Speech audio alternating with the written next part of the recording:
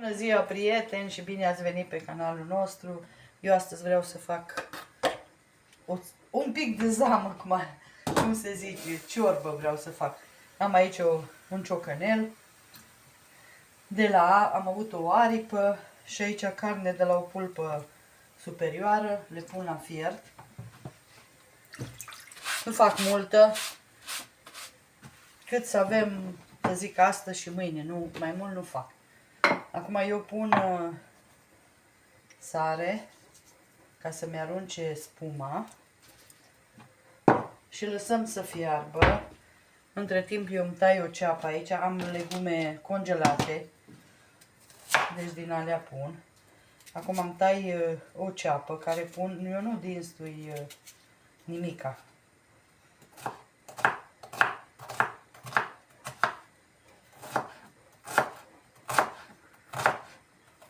Și o să fac căcătuiței din aia, ori din aia cu punga, ori din aia tăiați dintr-un nou. Da, cred că fac din aia cu punga, că rapid îmi merg ea. Și cu smântână. Așa am avut o poftă de ceva, de când am făcut călcăluni sau când am făcut supa de căluște, n-am mai făcut.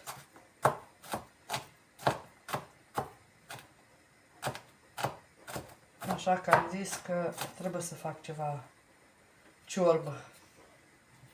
Așa, asta lăsăm deoparte. Acum lăsăm să fiarbă ciorba. Atâtea linguri am.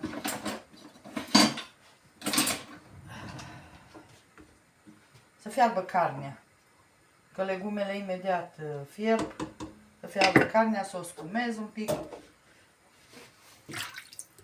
Și după aia vă arăt mai departe. Na, păi și credeți că numai ciorbă mâncăm astăzi? Trebuie să fac ceva. Aici am pus cam 350 de grame până în 400 de făină. Pun o linguriță din aia de sare, un pachet de drojdie și fac niște languși. 4-5 cât îs. Fac niște langoși. Pun puțin ulei acum. Și apă călduță. Apă călduță punem să facem un aluat. Dacă mai trebuie, putem să punem făină până la 500 de grame.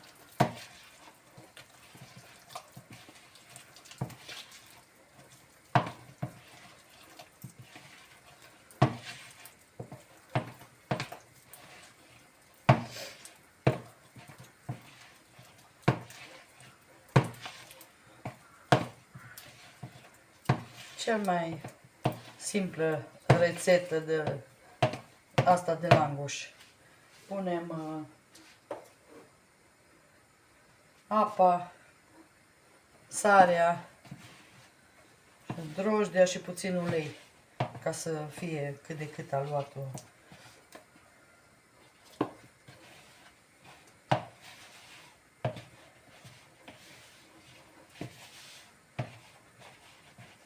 Nu-l frământăm mult, atâta să se desprindă un pic de pe mâini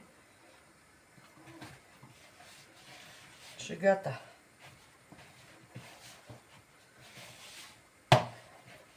Puteți să-l faceți și cu robotul, nu-i musai cu mână. Dar eu l-am avut aici la îndemână făina și toți nu mai scot. Mie nu-mi place să scot de la mixerul ăla robotul, dacă fac, așa când fac mai multe prăjituri sau blaturi sau asta, îmi place cum le bate.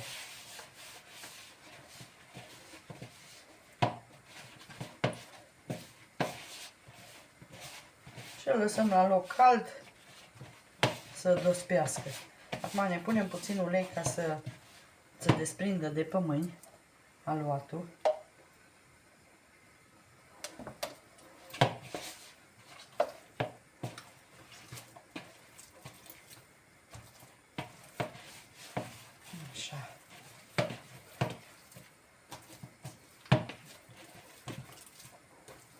Ați văzut că eu am mai făcut și pâine, așa n-am frământat-o și... Pâine pe rapid, cum e zis.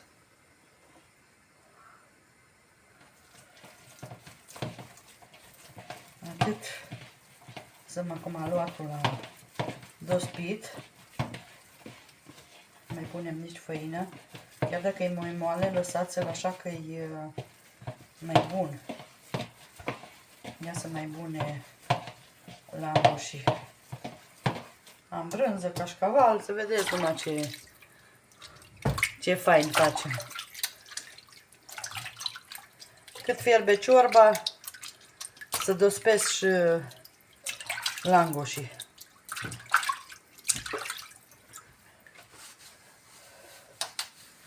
Așa. Acum pun făină puțin deasupra. Atât. Din aluatul ăsta puteți face și pizza. Nu numai langoși.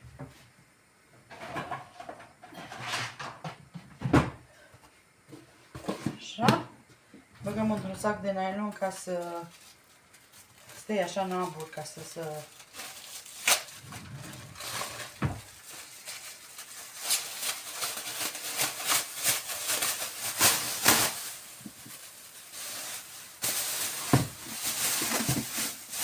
Și asta e tot aluatul. Ciorbița cred că începe să fiarbă. Și gata. Eu las aici, lângă... Așa. În jumătate de oră crește. Haideți să vedem la ciorbă. Imediat încep să o spumez puțin. Nu are multă, dar îmi place să o spumez. Nu știu, mănânc din astea uscături, sau cum se spune. Dar parcă tot a doua zi îmi trebuie ciorbă.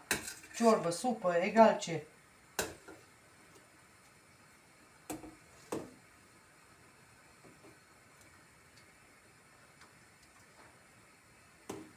Așa.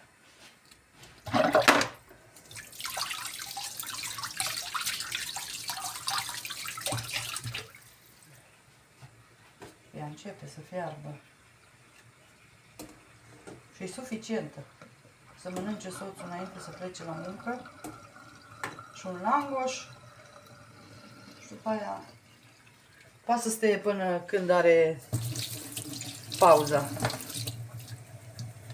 Până la 11-12 noaptea, nu știu când are pauza.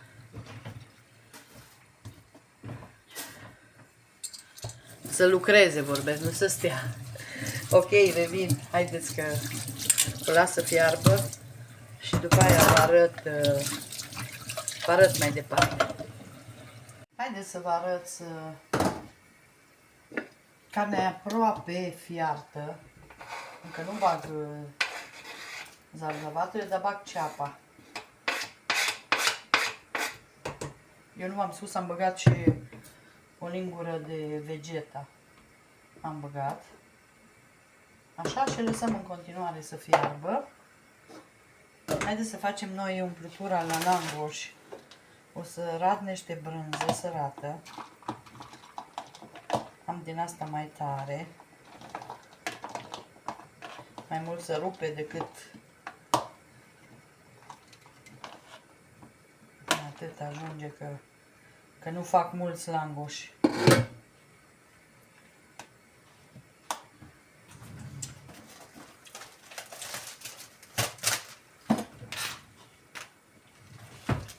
Foarte bune.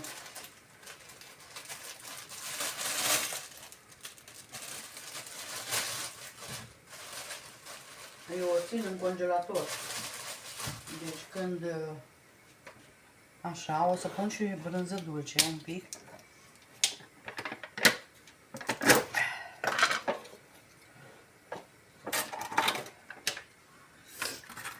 Așa, stați că îmi trebuie o lingură.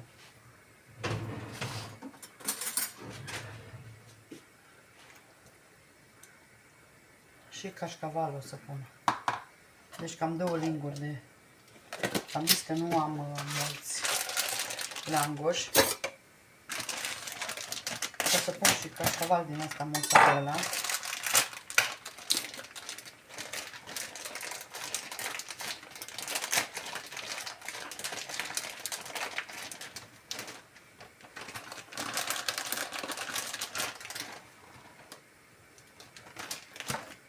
Așa, și o amestecăm.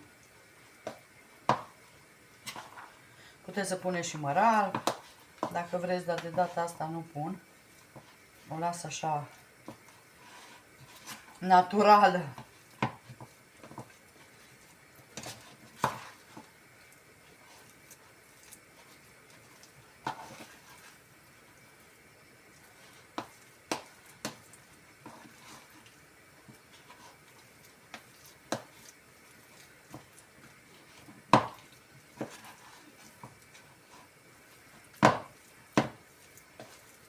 Trebuie să fie destul de sărată, că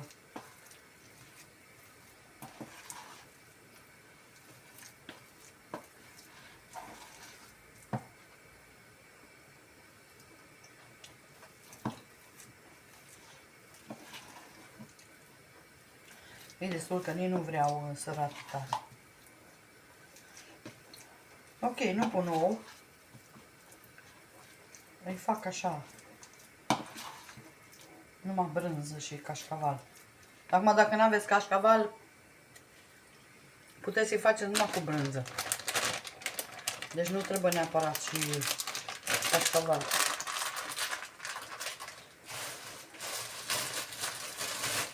Așa, o să revin eu. Zarzavaturile.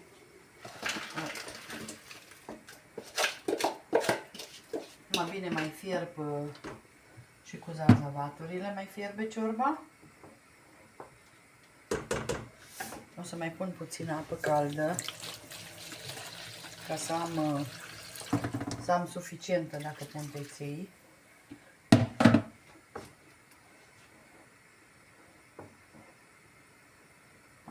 Așa.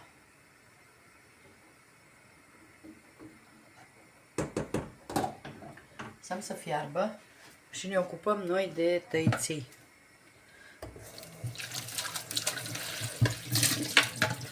Ca să facem noi tăiții.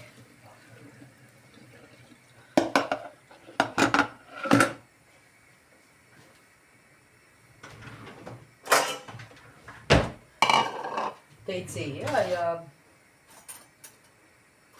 aia la minut îi fac. Fac numai dintr-un ou, nu fac mai mulți. Ajunge.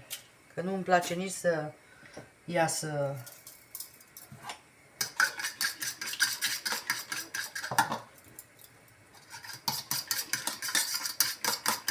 o să pun și un strop de ulei să iasă mai bun. Cam o jumătate de lingură sau o linguriță.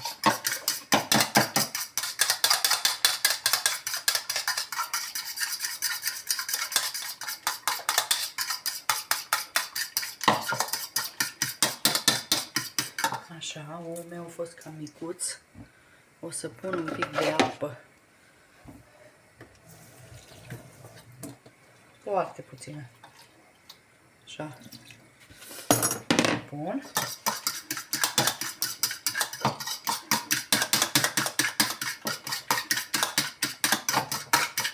Și acum punem făină. Cât să ne iasă un aluat.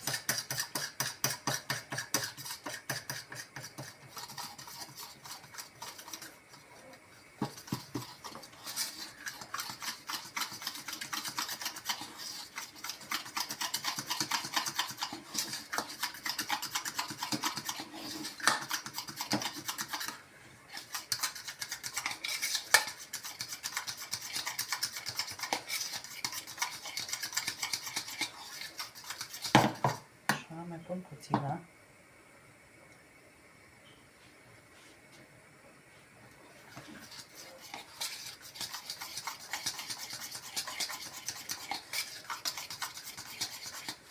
Să avem destulă făină, că altfel, dacă nu se împrăștie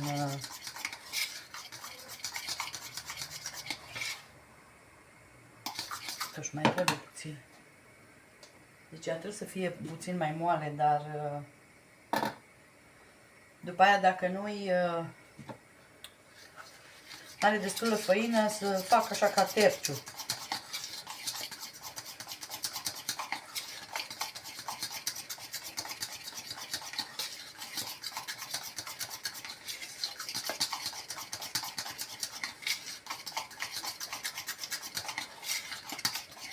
Atât, așa merge.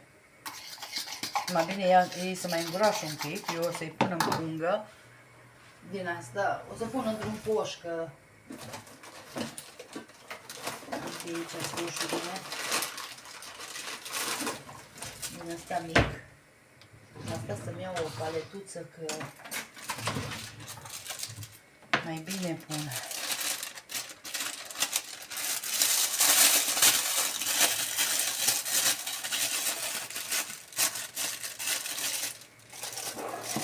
Asta pot să bag în sare.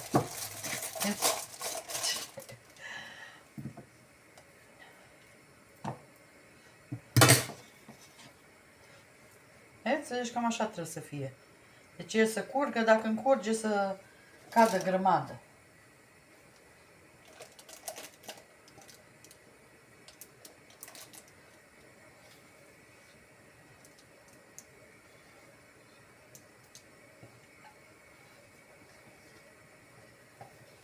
Atât.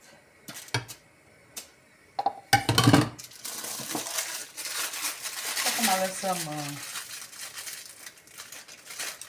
să stea până îi sfierte legumele.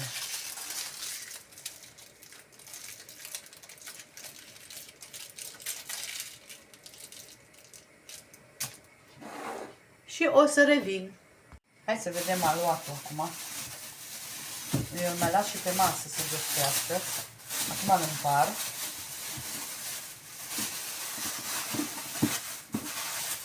Am un sfert de oră dacă am. De când l-am pus.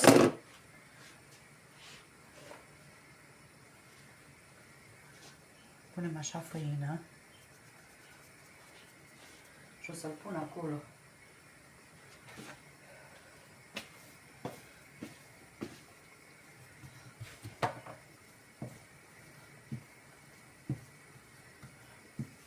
El e lipicios, v-am zis că eu l-am lăsat mai moale ca să... Și l-am făcut ăsta așa mare. Nu știu.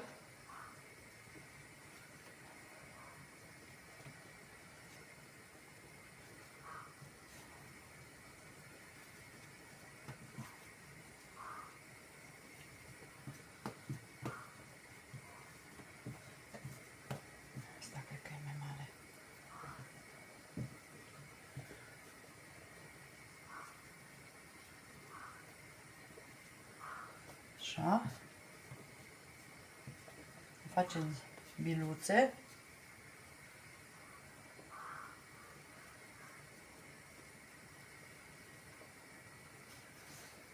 Și mai lăsăm să stea.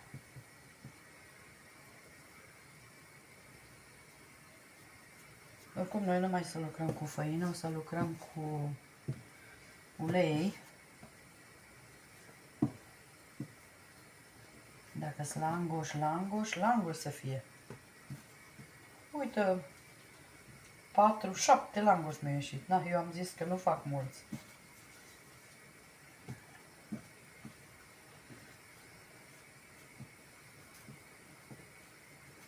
Mi ieșeau 6, da. Aia 2, cred că i-am făcut-o prea mic, dar nu e problema.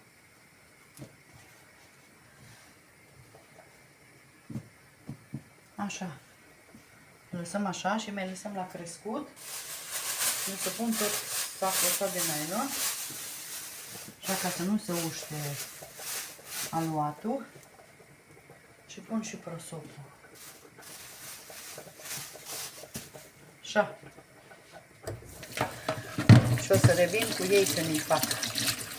Eu acum șterg aici făina pentru că noi să lucrăm cu ulei aici la ei.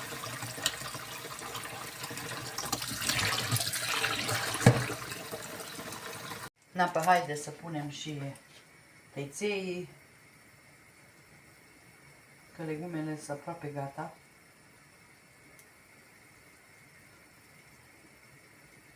Acum cât îi vreți de mari? Vorbesc de lungi.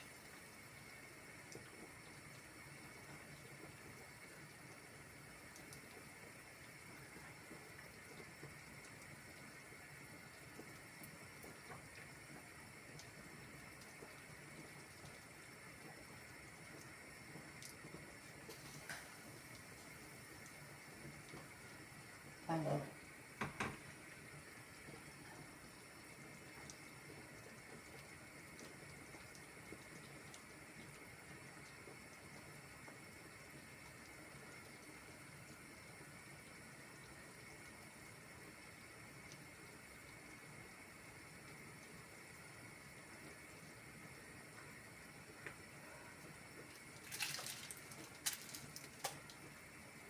Iasă destui dintr-un nou și puțină apă cât am pus. Oala mea are 3 litri asta. Iasă suficienți. Se mai împrăștie așa. Mie îmi plac mai mari. Adică nouă ne plac mai mari.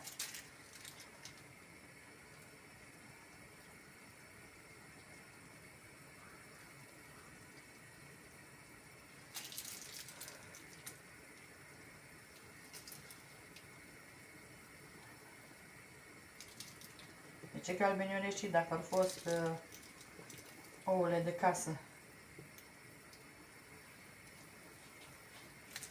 Gata.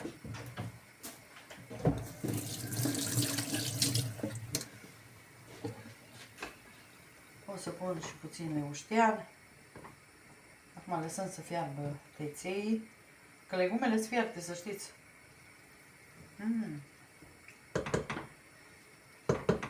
Teiței, foarte fain. O să revin să vă arăt ce mai fac cu ei.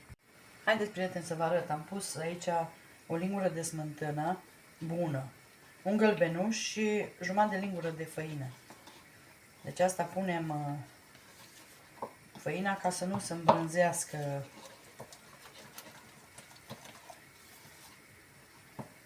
smântâna, că e din asta de cumpărat.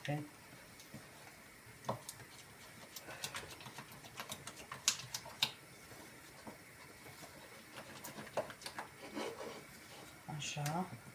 Acum luăm cu polonicul și punem peste ea. Oricum trebuie să mai lăsăm la fiert vreo 5 minute ca să fiarbă făina.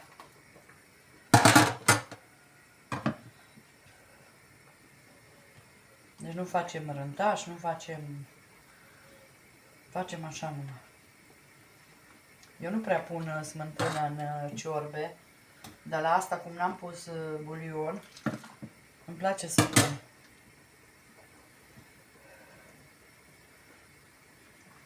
Albușul l-am pus pe aici.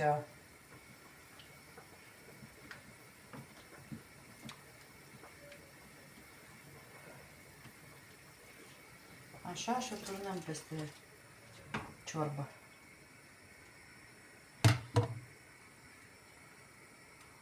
Și ne iasă o bunătate de ciorbă. Eu vreau să văd aici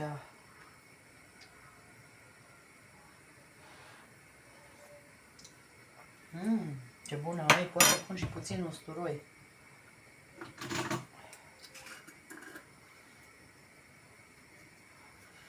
Pun puțin praf de usturoi. Și o facem ca aia la grec. O să pun verdeață.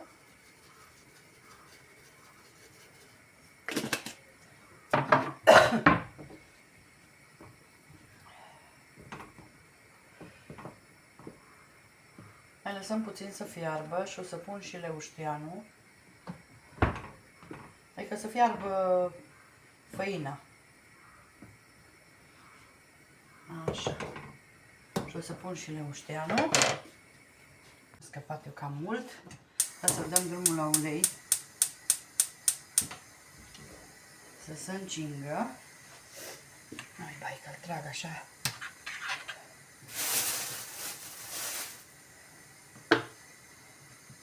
Punem așa, punem brânza.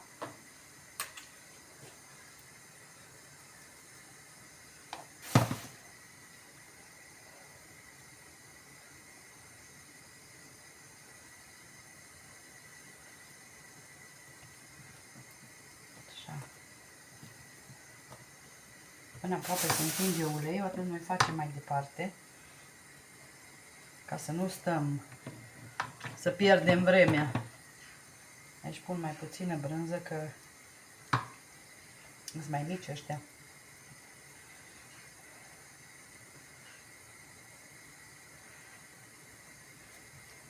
Principalul să închideți bine. Și să nu-l întindeți, cum să zic, să întindeți mult când puneți brânza, că atunci el se subțiază la...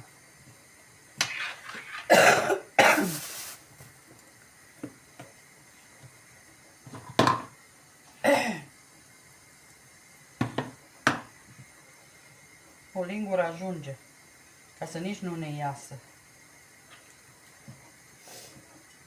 Așa. Tărțim la 2 mai.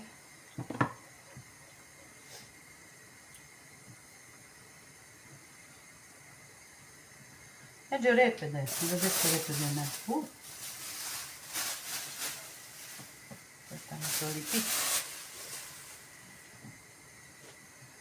Primul, până se face, întotdeauna e mai greu. Primul, dar după aia, uite că mi-am făcut.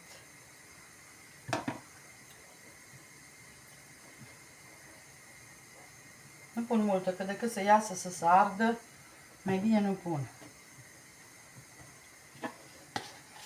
N-am mai făcut, tot am făcut din ăștia lanț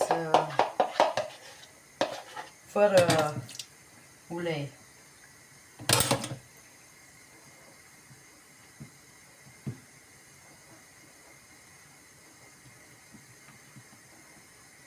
Ok. Acum trebuie să punem ulei, că ce l-am avut l-am consumat. Și întindem asta. Acum întindeți cât vă permite aluatul, nu exagerați.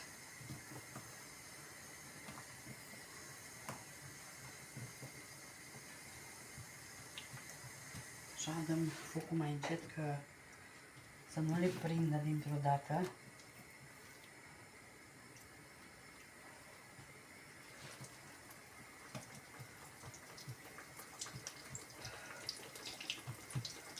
Cu mâinile așa întinse în ulei, merge perfect. Acum eu nu-i fac nici mari, nici mici.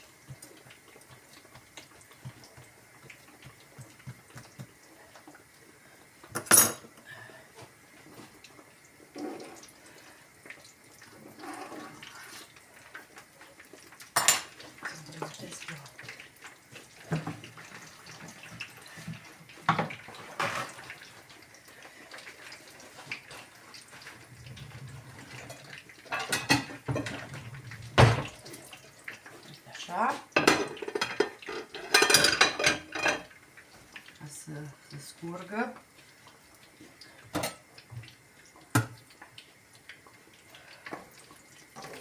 Întoarceți, dacă nu, de 2 ori. Îi las așa și după aia mai întorc o dată. Ca să se umfle. Puteți să puneți așa ca la găboși ulei pe el, că atunci se umflă fain.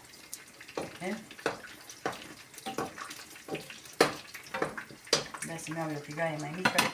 Da, asta o fă la îndemână.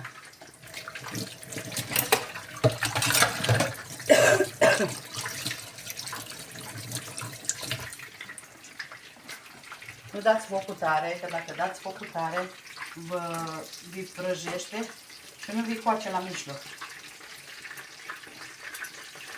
Acum vedeți că totuși iasă brânză și cât am închis de bine. Asta e.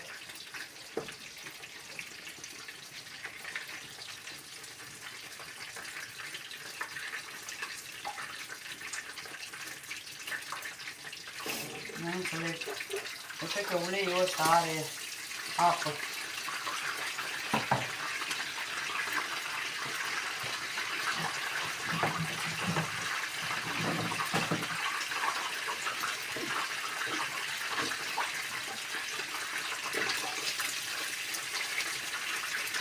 Haideți că eu îi prăjesc ca să nu vă țin atâta și vă arăt.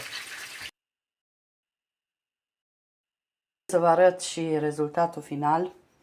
Deci asta este o ciorbă, pot să spun dulce, că nu e acrită cu nimic. Fără bulion, fără nimica, cu tăiței din aia la minut. A ieșit o bunătate. Și bineînțeles și langoșii. Deci uitați-vă ce moi și ce faini sunt. Deci au ieșit o bunătate. Noi vă mulțumim, sper să încercați și rețeta asta. Și vă dorim o zi minunată și un sfârșit de săptămână cât mai frumos. Bye, bye!